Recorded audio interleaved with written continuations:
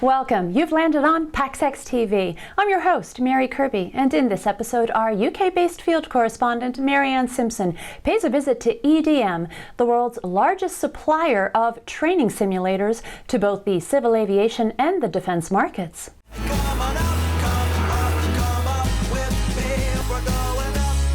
We'll also look at how satellite operator ViaSat stands at the ready to support in-flight Skype calls in certain situations, and how a transportation infrastructure improvement project in New York City is enhancing the passenger experience in rail.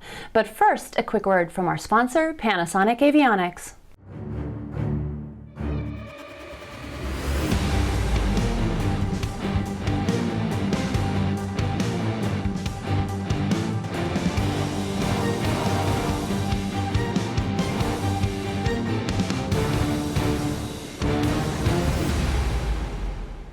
Some airlines technically have the capability to support in-flight Skype calls, but the interest level is pretty low or non-existent. Not so in the private aviation sector, where ViaSat is gearing up to support in-flight Skype with its high-speed Ka-band connectivity service.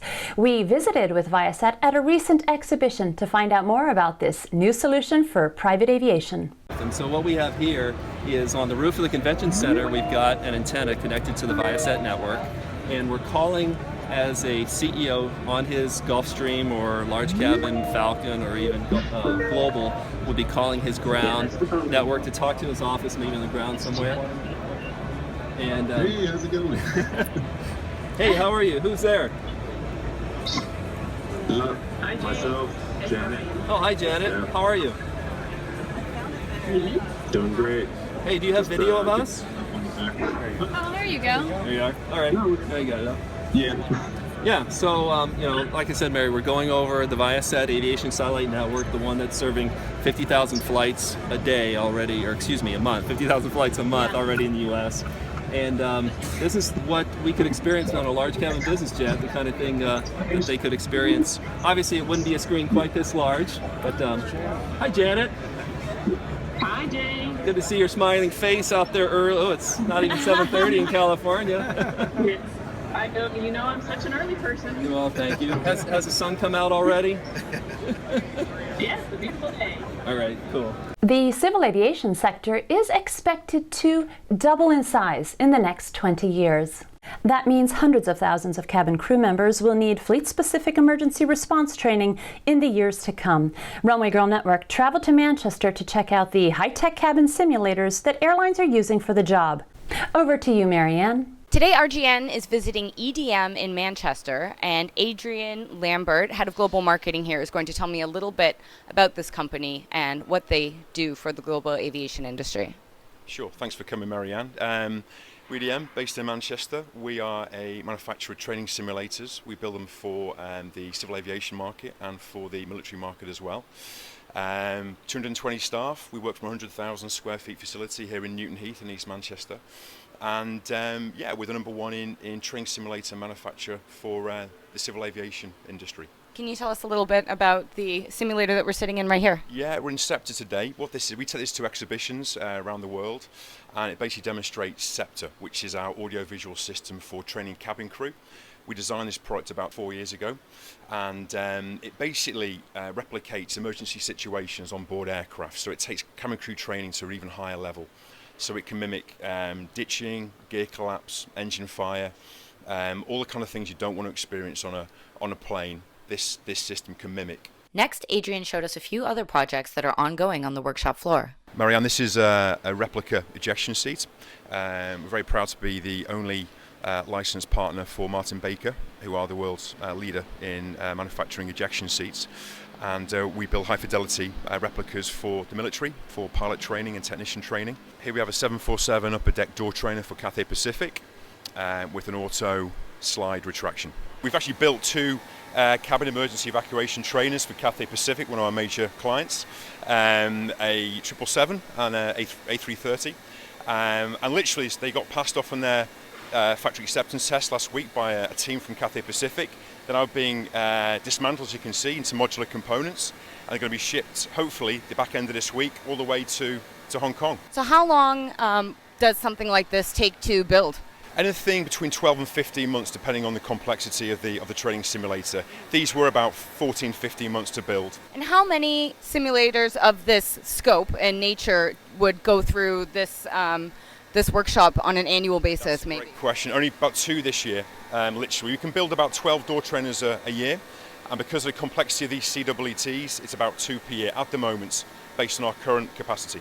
The previous 2 simulators were static, means they're on a fixed base. This one is going to be on a motion platform, hydraulic motion platform, to add even more realism to the training crew experience. It's going to be shipped in one piece, 18 meters long. It's going all the way to China. So again, another big logistical project for us. And you said something interesting about where the actual fuselage frame for the simulator came from. Yeah, it was salvaged. We have a number of suppliers who actually salvage aircraft in parts or the whole thing, and this was a salvaged fuselage. We've basically recycled an old aircraft and made it good, or will make it good, into a very high-end training simulator. Business is clearly humming along at EDM, which is great news for aviation safety and a fantastic bellwether for the industry at large. It's a good place to be, the aviation market. It's going to double in the next 20 years, I'm sure you know. The number of passenger journeys is going to double to 12 billion per year.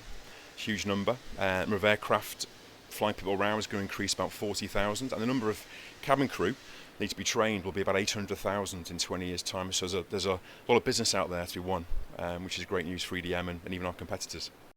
In the United States, American Airlines seems to have found itself in an uncomfortable situation, with cabin crew members claiming that the airline's new uniforms are making them ill. In September, the carrier rolled out new uniforms to more than 70,000 crew members, but by December, the Flight Attendants Union was calling for a recall of the garments, citing thousands of health complaints, from headaches to burning skin and eye irritation. Twin Hill, the company that makes the uniforms, fought back, calling the union's public statements both inaccurate and damaging to its reputation. American Airlines says it has tested the uniforms several times, and it told the Star-Telegram of Fort Worth that it has acquired 600 non-wool uniforms in an effort to alleviate allergic reactions. The passenger experience is improving on the tracks as well as in the air. In New York City, Phase 1 of the 2nd Avenue subway, which extends the city's Q train, opened to the public on January 1. 3 new underground stations were unveiled, looking and feeling very different from the inner city's famously utilitarian network. Open space, mezzanine levels, tiled mosaics, and other work by local artists make a feast for the eyes, while technology frosts the cake. Wi-Fi is free, USB ports can be found in numerous locations, and experimental Bluetooth beacon technology estimates the arrival time of your next train. At $4.45 billion, this is the largest subway extension project and most expensive right now in the world. That's all for this time. Check out runwaygirlnetwork.com to read our correspondent Jason Rabinowitz's full report on those improvements in New York City's transportation infrastructure, and join us again next time for all the latest news on the passenger experience.